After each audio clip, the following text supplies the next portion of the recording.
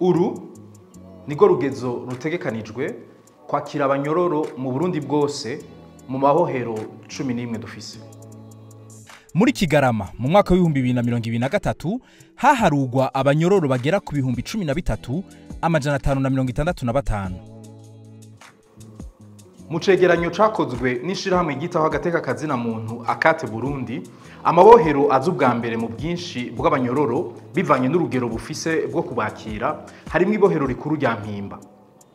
Ryari rikwiye kwakira abanyororo 800 ariko rikaba riharura bangana n'ibihumbi 4,369 mu mwaka wa 2022. Irindi bohero ni ry'Imuramvya, ahari hakwiye kwakirwa abanyororo 100 mu mwaka wa 2022. Neza na neza muri Kigarama haharugwa abanyororo 765. Aho rero ibiri mu mabohero manini mu gihugu nivyo biri no mu busho bw'igipolisi. Ndabaye nk'akarorero nkuko vyamenyeshejwe n'umugwi w'igihugu ujejwe agateka kazina muntu CNDH, agasho k'igipolisi ka Bujumbura BCR gashobora kwakira abafungwa 46.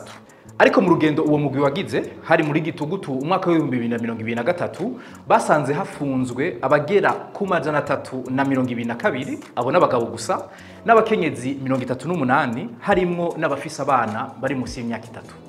Kubera ubwo bwinshi bw'abantu mwomenya ko mu mwaka wa 2023 hari hategekanijwe gukoresha uburyo bw'amafaranga bungana n'imiliyaridi 14 n'imiliyoni 800. Mu gihe mu mwaka wa 2022 hari hategekanijwe gukoreshwa imiliyaridi 7 zonyene.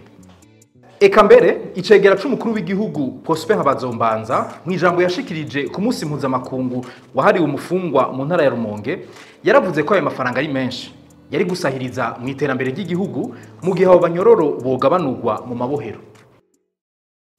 Ikibazo cyo kwibaza no munsi niki? Ibitigiri vy'umurengera mu mabohero biva kuki?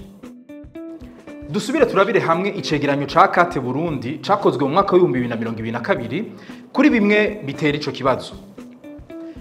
Harimo kwikwega kw'imanza ziri mu butungane bivuye ku kubura uburyo bukenewe, igiturire n'utunenge dufatiye kwitunganywa y'akazi, abafungwa bahejeje ikiringo baciriwe muga batararekugwa, hamwe no kudakurikiza ingingo zimwe zashikirijwe nko kurekugwa vy'agateganyo umuntu akaburana yidegemvya. Tukiraho nyene tubereke uburorero bumwe bumwe. Nkuko biherutse gushikirizwa na Sixte Nimuraba arongoye CNDH umugwi w'igihugu ujejwe agateka kazina muntu, muri Kigarama mu mwaka wa 2023 haharugwa abanyororo bagera ku 13,565. Muri abo bafungwa muhejeje kumva abagera ku 6,771 bari bakiriko baraburanishwa, nayo abangana 6,794 nibo bari bamaze gukatirwa umunyororo muri Kigarama umwaka wa 2023. Ivyo biratwereka ko igice c'abanyororo bari mu mabohero batari bwacirirwa imanza.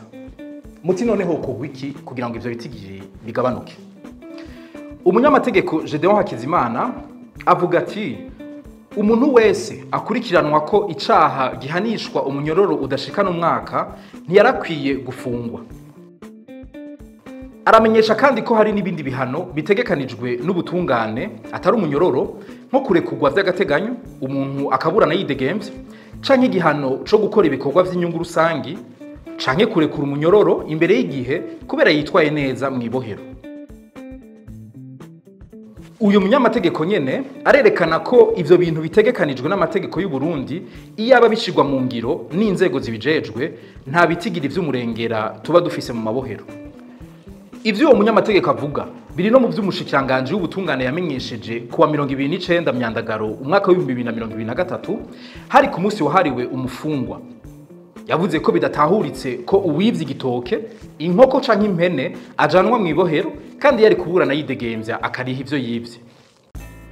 Kubwa Domine Banyankimbona umushikiranganje w'ubutungane uwagirwa n'icaha gito infraction mineure ntiyarakwiye gushikanwa mw'ibohero, gutyo ibitigiri bikagabanuka.